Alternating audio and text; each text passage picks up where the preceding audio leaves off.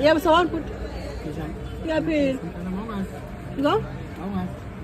Uyafana nosebenzisana nayo sengithi angikhuluma mntanami se-Toyota Perspective ngisuka khona ngiyaya eSpring Kephi? Library. I'm not a baker, ma'am. Ukuthi bengimthembela ukusekhipha, I'm not manje bathi wena cela ukubuyisela nokuthi ukuthi Uzongibuyisela kanjani? uthatha inamba yakho noma ngifoni yami angisazi. Ukanjani manje uma ngifoni yakho la ikhanga? Uthatha inamba sizokwenza isiqiniso. Angisazi ngiyazi kuthatha njani iqiniso uzokwenza. Awu. Anginayo. Anginayo ngempela bu. Nginayo. Yo, kungaphatheki kahle. Oh, okay. Guys, kunobaba ke manje oshaya inkonzo eyisimangaliso kodwa kubamba inkonzo ehleka. Ngicela nibe la. Ungibambile ke la Upper Crossing eFood Lovers. Ufika kumina uthi uthini? Yamphathi. Yabo. Ay ngimzibe yabo. Aphinde futhi ngalesikhathi eselelu isandla efuna ukungiqhweba kanti sengiyaphenduka nami sengiyambuka.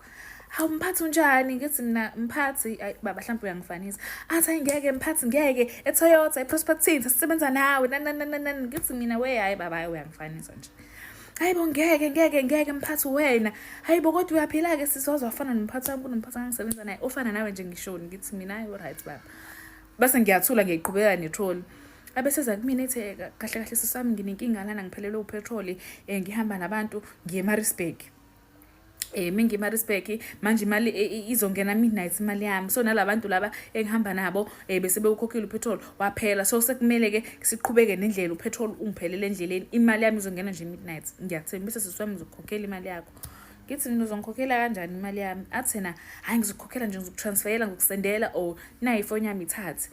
Guys, ujulukile uphethe ukhiye bemoto uphethe ngisho ukhiye begate lomuzi uyabona nje ukuthi ubaba womuzi lo guys o serious ngempela ngitabuke nami ngiqale ngithi anginayo ebese ngithinta la ingalo wena athi khulileka sisikhuleka kunankinga hayi ungaphatheki gamba kunankinga bese ngithi mina kulungile baba ukhona ushintshi ola esikhwameni kade bese ngiqedile vele ukukhokha ngiwukhiphe bese ngiyamnikeza ngithi usebeyogcwalisela ke nabanye baba nami ikona nginako lokho hayi siswami ngiyabonga hayi siphumisane sesiphumisana sengimlandela sengifuna ukumbona ngenkosi yami kodwa lo baba udabisa ngakho uyaphhi yakiphi imoto ngithi mike singiyabona guys nako baba abantu uyongena eTaxini shuqu uhambe ehleka indlela yonke hambe bingelela abantu guys ngicela nibe lalo baba usiqedile kufika omnyusi sikumina usesinje sisami mina lo baba sengimnikeza u200 ufika kumina uthi nje imoto yakhe la emaparking nami ngithi uthi imoto yakhe isemaparking mase ngithi ngiyaphuma nangu baba abantu begibelela itaxi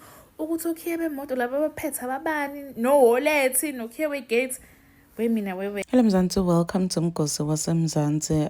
Kunebhabe lo trenda kwalapha enkundleni yokuxhumana lo bamba inkonzo lapha eThekwini but uyibamba guys ngendlela lehlukile. So uyafika lo babe afike kuwa kutshela ukuthi uphelelwe ipetrol isikhathi esidingi bantu bathi uhla izakhala ngokuphelelwa ipetrol hamba nebantu uqala ukuthi umzame ngemali ado khona kuthela ipetrol ngoba labantu bambhadalile but seyiphelele ya petrol so uqala ukuthi umphe lo nako ado khona ngeta ayofika abathi uthi uyaye ePietermaritzburg ungabamba noma ifoni yakhe utokhona ukuthi akubhadale ebheka utokwendela liqiniso njengoba simovile akhuluma and kuthiwa lobe lona labanye basibamnika bambone bathi bambuka bambona ugibela itaxi nangu lo babe lona and umntwana ke wenda ivideo nyalo lapha na TikTok washo ukuthi the reason why baba wakhenda sona kusiko ukuthi uzama ukuqola abantu mhlambe ufuna kubhema adzakamiva ngale mali or ufuna kuyinatha uyabasida ngayo lapha